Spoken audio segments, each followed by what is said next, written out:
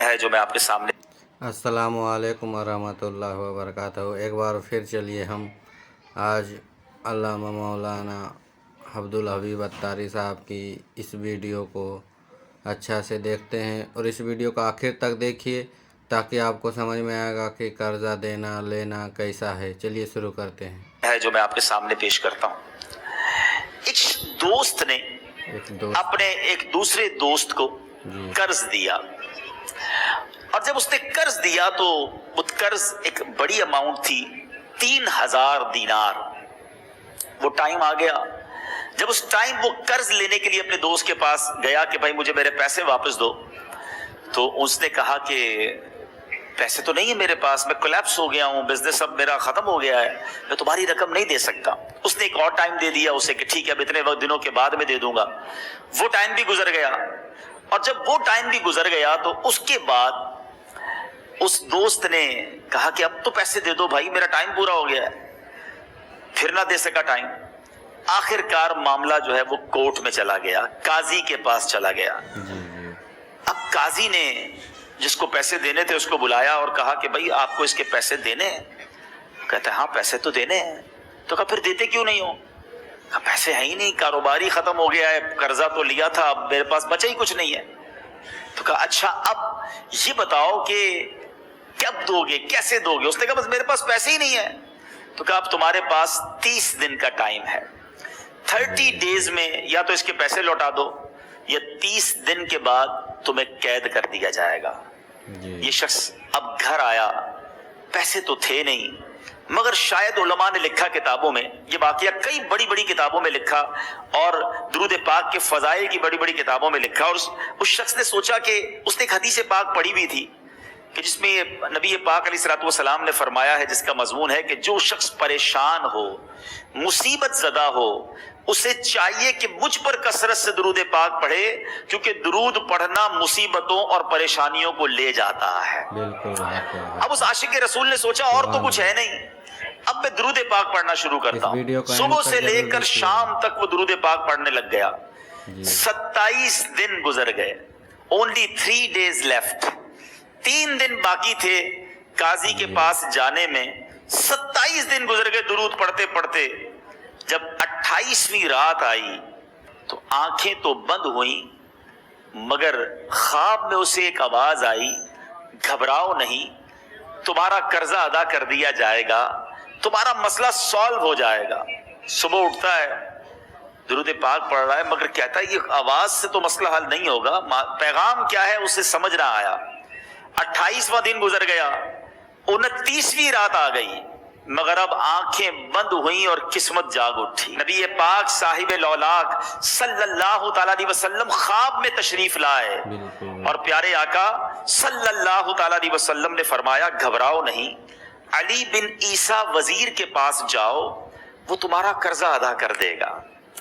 अब ये आशिक रसूल सुबह उठा तो वेरी फ्रेश, हशाश बशाश के अब तो काम हो गया, नबी पाक ने ख्वाब में आकर बशारत दी है। मगर फिर जहन में सवाल आया कि अली बिन ईसा के पास जाऊंगा तो सबूत क्या है, प्रूफ क्या होगा? मैं जाकर उसको कहूंगा कि मेरा कर्जा दे दो, तो ऐसे तो कर्जा नहीं दे देना। और मैंने उसको कहा कि मुझे नबी पाक ने ख्वाब में कहा है, और उसने अगर मुझसे कोई निशानी मांगी तो मैं निशानी क्या दूंगा? आखिरी दिन था, 29वां दिन था, वो भी दुरूद पढ़ते पढ़ते गुजर गया। 30th नाइट आ गई, सुबह वो दिन है जब अदालत में जाना है। अब इस रात फिर नबी पाक अलैहिस्सलाम ख्वाब में तशरीफ लाए और आका अलैहिस्सलाम ने फरमाया कि अली बिन ईसा वजीर के पास जाओ, वो तुम्हारा कर्ज अदा कर देगा। कहा हुजूर चला तो जाऊंगा, लेकिन अगर वजीर ने मुझसे कोई निशानी तलब की तो मैं क्या जवाब दूंगा? प्यारे आका अलैहिस्सलाम ने कमाल का इरशाद फरमाया कि अली बिन ईसा से कहना कि तुम रोजाना फजर की नमाज के बाद 5000 बार दुरूद पाक पढ़ते हो, ये राज फकत तुम जानते हो और तुम्हारा रब जानता है। अब ये जब सुबह उठा तो एक निशानी भी मिल चुकी थी। अदालत में जाने से पहले वजीर के दरबार में पहुंच गया। उसे ये डर था कि आज पैसे ना लौटाए तो सजा हो सकती है। जब वजीर के दरबार में पहुंचा तो वजीर अपने मुशीरों के साथ बैठा था। कहा मुझे आपसे बात करनी है। कहा बताओ क्या बात करनी है? कहा मैं एक पैगाम लाया हूं आपके लिए। अच्छा کس کا پیغام لائے ہو؟ کہا میں نبی پاک جناب محمد مصطفیٰ صلی اللہ تعالیٰ علیہ وسلم کا پیغام لایا ہوں۔ وہ عاشق رسول وزیر تھا، کہتا بتاؤ میرے آقا نے کیا پیغام دیا ہے؟ کہا حضور میں 3000 دینار کا مقروض ہوں، آج آخری دن ہے اور میرے آقا نے مجھے بشارت دی ہے کہ آپ سے کہوں کہ آپ میرا قرض ادا کر دیجئے۔ علی بن عیسیٰ کہتا ہے کوئی ثبوت ہے آپ کے پاس؟ ہے کوئی دلیل بھی ہے آپ کے پاس؟ میں کیسے مان لوں کہ آپ کو نبی پاک علیہ الصلوۃ والسلام نے بھیجا ہے؟ عاشق رسول کہتا ہے خالی ہاتھ نہیں آیا، میرے آقا نے مجھے دلیل بھی عطا فرمائی ہے، مجھے ایک ایویڈنس بھی دیا ہے، اور پروف یہ ہے حضور کہ آپ روزانہ صبح فجر کی نماز کے بعد نبی پاک صلی اللہ تعالیٰ علیہ وسلم کی بارگاہ میں درود و سلام کا نذرانہ پیش کرتے ہیں۔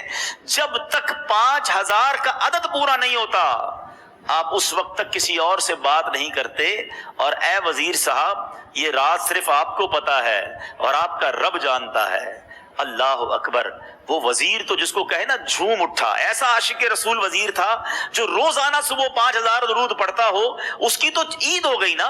وہ کہتا ہے مرحبا یا رسول اللہ، میرے آقا نے میرے درود قبول کر لیے، اس سے بڑھ کر میرے لیے سعادت کیا ہوگی؟